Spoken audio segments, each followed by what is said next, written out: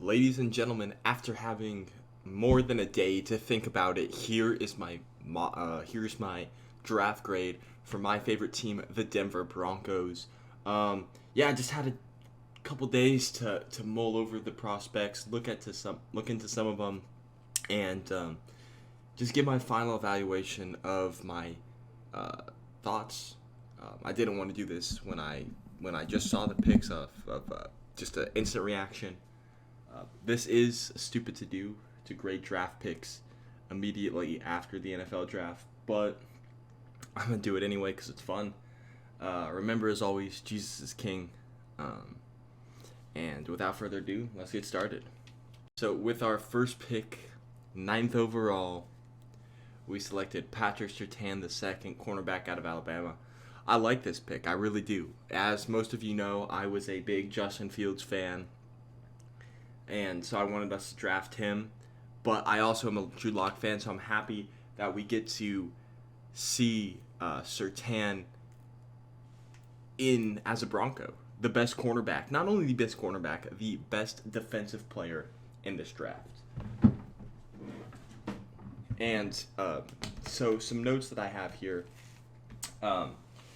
He's 6'2", 208 pounds. This dude is fast. He ran a fast 40.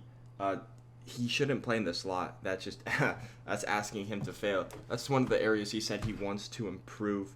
But on the NFL's ranking scale, he was ranked 7.02 out of 8, and 8 is the perfect prospect, and he was a 7.02. Like I said, he's a lengthy corner. He's going to cover the boundary, the outside, very physical. He'll make the tackle. He's not afraid to hit. He won't take risks. He's locked down. He'll lock down the receiver. He can shed blocks very, very easily and go and make the tackle. As I said, he needs to work on covering receivers in the slot, which he said he wants to improve on. But this guy is a beast. The best cornerback prospect that I have evaluated in my short 2 to 3 years of evaluating prospects. I think he's better than Jeff Okudah, and I can't believe he fell to us. I can't believe the Panthers took J.C. Horn, who I like, over Patrick Surtain. It's absolutely crazy, but I'm happy that he fell to us. And in the second round, pick 35, we traded up for Javonte Williams. I'm going to give this one a B+. I like Javonte Williams. When you think about the running backs in this class, there's this top tier of Najee Harris, Travis Etienne, and Javonte Williams as the top running backs. And George Paton traded up in order to get ahead of Miami, who was going to take Javonte Williams if we didn't trade up. Yeah, he's 5'10", 212 pounds. He's ranked a 6.48 on that scale. He's a very physical runner. I believe he was a former linebacker. He's not afraid of contact. He's not afraid to go run through people, make hits, just get contact. He's the top tier running back. And some people, not many, had him ranked as the best running back in this class. I personally did not have him ranked. I thought Najee Harris was the best back, but he was one of the top tier running backs in this class, and I think this is a great pick. Melvin Gordon's got 1 year left on his deal. Phillip Lindsay's gone. Royce Freeman's got 1 year left on his deal as well. So Javonte Williams is going to be the running back of the future, and man, I'm excited about this pick. Right now, he's going to be that 1-2 punch with Melvin Gordon, and then in 2022, it is going to be his year for him to be the star back, the featured back in Denver. With our first third-round pick, we traded down twice in the third round in order to pick up 2/3 and I believe an extra fifth-round pick. And with our first third-round pick 98, we selected Quinn Meinerz, a guard who can also play center, in my opinion, out of Wisconsin Whitewater. He's 6'3", 320 pounds. This dude murders defensive linemen. When I saw the highlights they showed of this guy during the draft, dude, he murders the defensive linemen. He'll go and he'll hit. He bullies them. He's crazy strong. Did you see those workouts of him pushing over trees? Just absolutely insane. The reason why I think he fell to the end of the third round is because he played for a D3 school. They didn't get to play this year, but he balled out at the Senior Bowl And this guy, in a few years, could be an absolute steal. And my prediction is our starting offensive line in the next few years is going to be Lloyd Cushenberry at center, Quinn and Natani Moody at guards, and Garrett Bowles and Dalton Reisner as the tackles. I think that could be an amazing line, but Quinn Meinerz has the flexibility, in my opinion, to play center and guard, and this gets an A.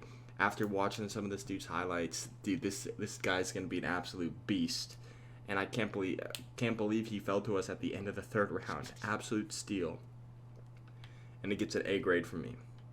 With our next pick, we get Baron Browning, linebacker out of Ohio State, with the very last pick in the third round.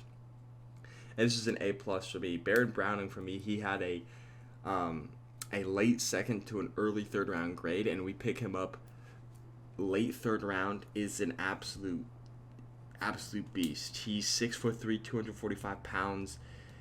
He can be moved and used as an edge rusher. He needs to develop, but with Vic Fangio as the head coach, I am fairly confident that he will develop as a linebacker. Yeah, he's a great pass rusher. Won't be afraid to go hit. And man, this dude is a steal. I can't believe he lasted this far. We needed that linebacker help. When you think about our linebacker core, A.J. Johnson is great, but he's getting older. Josie Jewell is great, but I don't think he's going to be linebacker one. Justin Strnad, who was drafted last year, he didn't play this past season because of an injury. And now Baron Browning added to this group is an absolute steal and a great pickup. A great pickup by George Paton. So next, we have got, with our fifth round, we did have a fourth round pick. We picked up Caden Stearns, safety out of Texas. This is a guy with great upside. He just couldn't stay healthy. He missed 4 games due to injury. He was very productive as a freshman. I believe he won Big 12 Freshman of the Year. It was a great value pick. He's 6 feet tall, 202 pounds. He was ranked a 5.98 on that scale. And yeah, I think this guy has a lot of upside. If he can be developed, then he'll be a great player. But yeah, I think this guy is going to be an absolute stud and a great pickup. Alrighty, and with our second fifth round pick, we picked up Jamar Johnson, another safety, this time out of Indiana. This is a great pickup. In a few years, I think after this year, when Kareem Jackson inevitably leaves at the end of the season, I think he will fill in and replace him. He just needs to improve on tackling.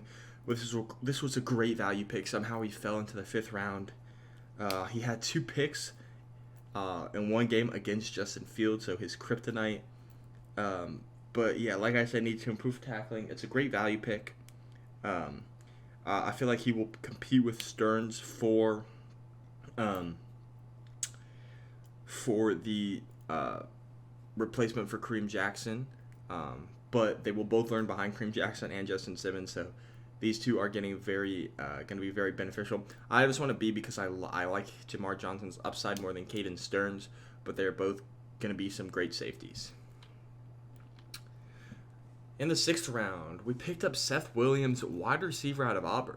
I think Seth Williams is a great receiver. Only reason this is a B- is if you look at our receiving core, Cortland Sutton, Jerry Jeudy, Tim Patrick, KJ Hamler, Deshaun Hamilton, Tyree Cleveland, Deontay Spencer. That's just a stacked receiving room. So I think I heard that they picked him up for special teams purposes. He could be a special teamer, which I wouldn't mind. Will he make the wide receiver room? He could. He's got a long road to becoming to get that to be in that receiver room. But it is good wide receiver depth. He's 6'3", 211 pounds, and this guy was an absolute stud at Auburn. With our first of 3 7th-round picks, we selected Kary Vincent Jr., cornerback out of LSU. This dude used to be a track star. He's got that speed. He is your slot corner. This guy can cover the slot. He's very athletic. He can change directions very clean in the open field. He can just be a little too grabby sometimes, and You know, this guy obviously sat behind, or he was on a defense with Derek Stingley, who is going to be the top corner in next year's draft. But yeah, this guy is going to be, I think he's going to make the roster. I think he's our future slot corner. When you think about our cornerback room next year, I think it's going to be Surtain and Darby starting on the outside. Callahan and Kyle Fuller's deals are up, so they could seek a contract elsewhere next year. And potentially we could have Kary Vincent starting in the slot. Of course, we got Isang Dassi and Michael Ojemudia, who will also be competing as a starting corner, but I really like the Kary Vincent Jr. pickup. With our second 7th round pick, we picked up Jonathan Cooper, edge out of Ohio State. I didn't do much research into him. You know, it's a 7th round pick. It's a depth edge rusher with who knows if Von Miller's coming back next year. I hope he does. Obviously, Bradley Chubb, we exercised his 5th-year option, so he'll be sticking around for a while. But yeah, we also got Malik Reed, some other depth guys. I don't hate the pick, but you know, I like it. I like it. He's a good depth guy. And we went another edge with Marquiss Spencer out of Mississippi State. I was not a huge fan of this pick. We obviously picked Jonathan Cooper earlier, but there was a couple players that I wanted to see get drafted here. Jamie Newman was one of them. Eamon Ogbongbaniga was another one. There were just a couple players on the board that I would have liked to see the Broncos take a chance on. You know, maybe an undrafted grade with better upside. You know, I don't hate the pick, but I feel like he's going to be a special teamer. Hopefully he proves me wrong. But yeah, that is just, you know, it is what it is. Overall, I'm giving this draft an A grade. You know, we got the best corner and one of the best running backs at the top. We picked up a beast of a stud who can play center and guard with tremendous upside. We picked up a linebacker who was an absolute steal. We picked up 2 safeties for the future with tremendous upside. We picked up a wide receiver for depth who can also play special teams. And we picked up 2 edge rushers. So overall, I like this draft. And yeah, I think George Paton had a great draft for his first draft as an NFL GM. And, you know, as a Drew Lock fan, I like how we're giving him one more chance. But Broncos fans who aren't as high on Drew Lock, or if Drew Lock fails, names to keep a look on for next year would be Sam Howell, quarterback from North Carolina, Spencer Rattler, quarterback out of Oklahoma, and Kelvin Slovis, quarterback out of USC. But anyway, thank you for watching, and I'll see you next time. Peace out.